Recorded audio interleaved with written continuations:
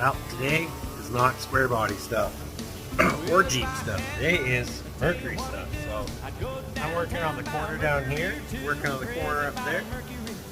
I got that one on there. Should take a picture, but meh, so weld just comes down right here and along right here. So it's all done. Weld through primer, all that stuff. So now we're going to work on this corner. We're going to cut this one off, trim this all the way up right here, do all this pocket. We got that piece, so that works, right? How does that work?